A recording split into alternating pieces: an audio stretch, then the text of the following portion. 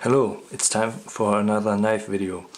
This time we have here the Fox TUR, TUR, model FX528, designed by Jesper Voxnaes and made by Fox Cutlery in Maniago, Italy.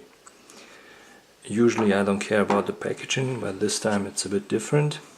As you can see here, the knife comes with a really nice leather pouch, and inside the usual paperwork, but also a small tool to take apart the knife.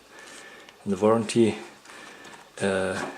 doesn't state that it's forbidden or that it voids the warranty if you take the knife apart. It's recommended to maintain the knife without taking it apart, but it's not strictly forbidden. So it shows that Fox has some confidence in their quality.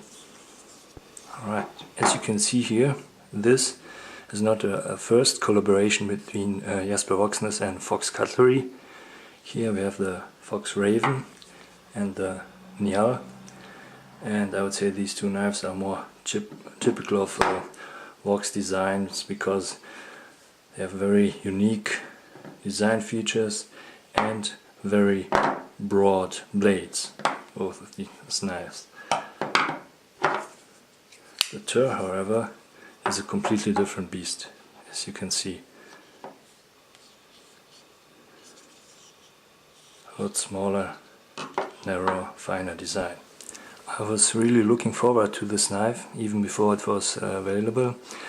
One reason was obviously because it's another great design by Jesper Voxnaes, but the other reason is that this blade is made out of Elmax steel.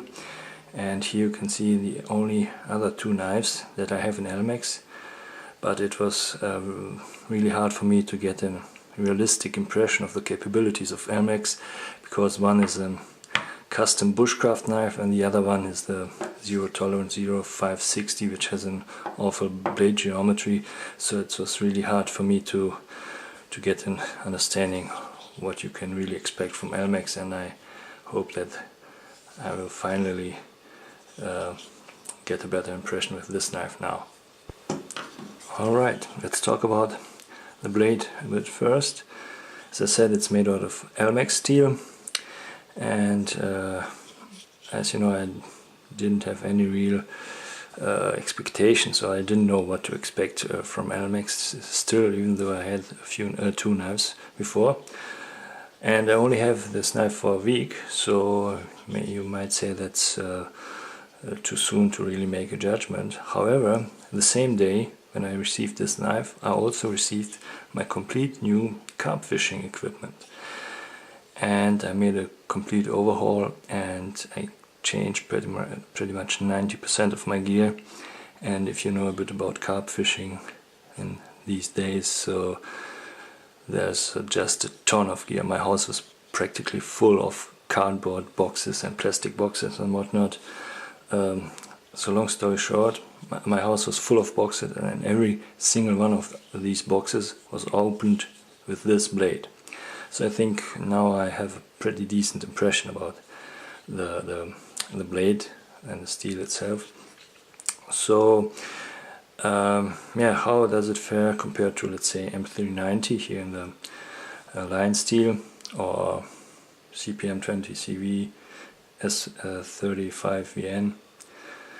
Well, I would say maybe it's not quite on a level of, let's say, S110V or M390, but it's definitely not far off. But another positive aspect of Elmax is that cutting through all the plastic and the small wire things and whatnot, I didn't have any real chipping issues, so this is really nice. So it holds an edge really well, maybe not quite on a modern high-end super steel level, but it's also relatively tough. Yeah, the blade shape is quite universal, drop point really nice. The only downside about this blade is maybe it's a little bit too thick, for my taste at least, with 3.5 millimeters. Otherwise it's quite great. The blade length is 7.5 centimeters or 2.95 inches, so just under 3 inches, which makes it legal in many places. The actual cutting edge is around 7 centimeters, so a little bit shorter. And here I have to make this comparison, sorry. The small Insingo here, as you can see, this was my complaint about the Insingo, that the thumb stud is in the way of the cutting path. Whereas here, if you can look, so the thumb stud is below the cutting path. So this is a more intelligent and useful design. So Jesper didn't go the route of maximizing the blade length to the extent of, let's say here, even the ZT0450, where the end of the cutting edge is just about or even below the start of the handle, so which makes it, the last section, actually useful. So here you have a blade that's more realistically useful, and it's also in the long run easier to maintain. So when you're sharpening it, it's really convenient. So yeah, maybe you don't have a real finger choil, but yeah, it's kind of works maybe, but it's not too bad. And another thing about the thumb stud, when you turn it around, you can see it, there's a Torx screw here, so you can remove the thumb stud, and then you have a knife that's legal even in Germany, so where you are not allowed to have both one hand opening and locking mechanism. So you remove the thumb stud and you have a legal knife, which is nice.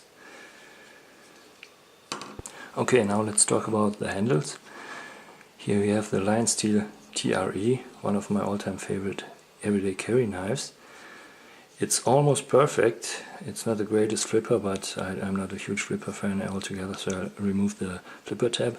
But there's only one realistic downside for me, and that's the handle size.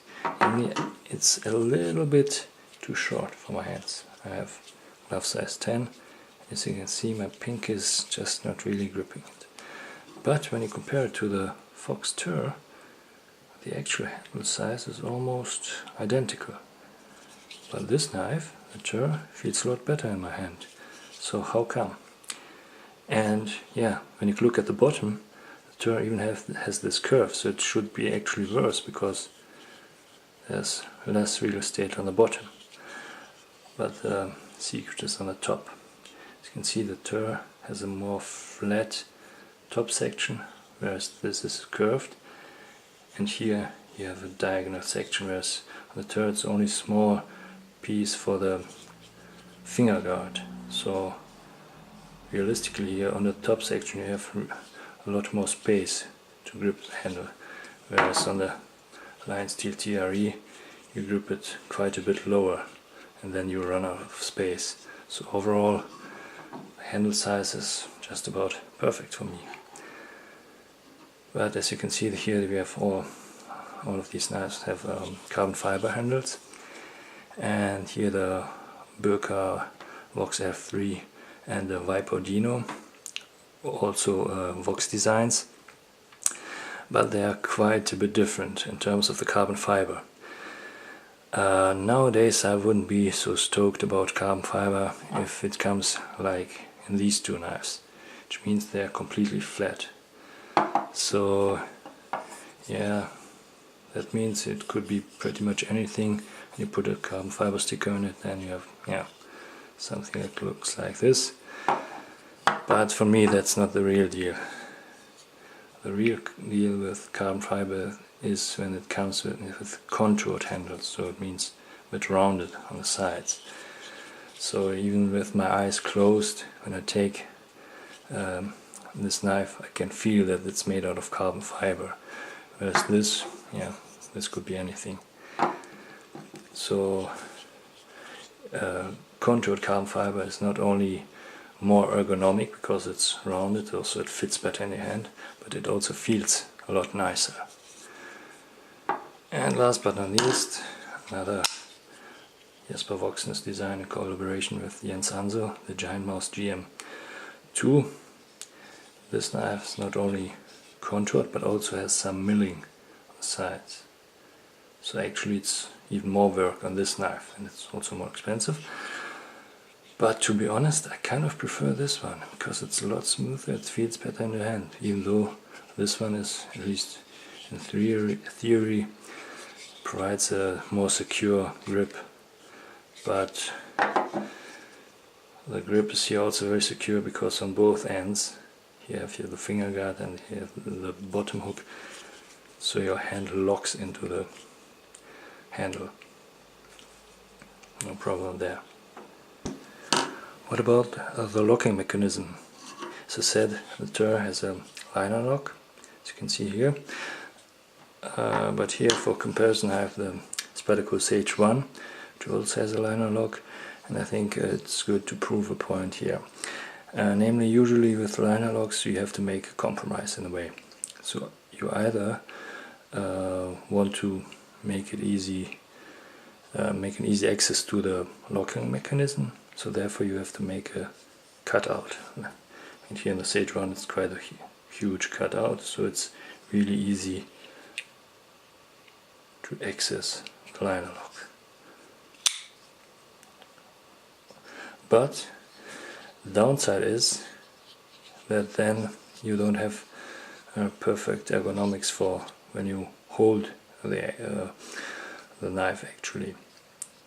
So it's always a compromise. Either make it easy to access, but then you have not optimal ergonomics when hand holding, or you don't make the cutout, then you have better ergonomics when holding the knife, but it's not quite as easy to access, so you have to turn the knife around or whatnot to access the lock. Here it's a bit different. Jesper Voxnaes took a different path. As you can see here, there's no cutout here, but the the interface of the actual liner lock is sticking out just a little bit, maybe a millimeter or two. So even though there's no cutout, it's relatively easy to get to the locking mechanism. So I think this is quite a clever design, and it's not interfering with the grip actually, so it still feels great in hand. Now to the pocket clip. So the TUR comes with a milled titanium pocket clip, and it's bronze anodized, just like the backspacer. So milled clips tend to look good, but I often, like here in the line steel TRE, a bit too stiff and not very functional. But here, as you can see, it's milled out quite thin in this middle section, so it has quite a nice spring to it, and it's actually really good to carry in the pocket. And due to this slim design, it's really overall the knife's great in the pocket, because there's no way you can get stuck anywhere with your hand or something, and it's also because it's not a flipper, so you don't get caught up with anything. So very functional. However, as you can see here, it's not a very deep carry pocket clip, so it carries around this deep into your pocket. So some people tend to dislike it. Here on the ZT-0450 I have a custom pocket clip which is extremely deep. It goes all the way down. So I think it's a matter of personal preference. Deep carry pocket clip is obviously great because it carries really deep, so it's secure in your pocket, it won't fall out at all. But the downside is, because it's so deep, it's not really easy to get to the knife, to get it out of the pocket. So here you have quite a bit of space to actually grab the knife to get it out of the pocket. So I wouldn't say the fact that it's not a deep carry pocket clip is a bad thing per se, but it's more of personal preference. However, there's one downside with this pocket clip. As you can see here, there are no extra holes drilled into the handles, like for example here. So that means this is a one position only pocket clip.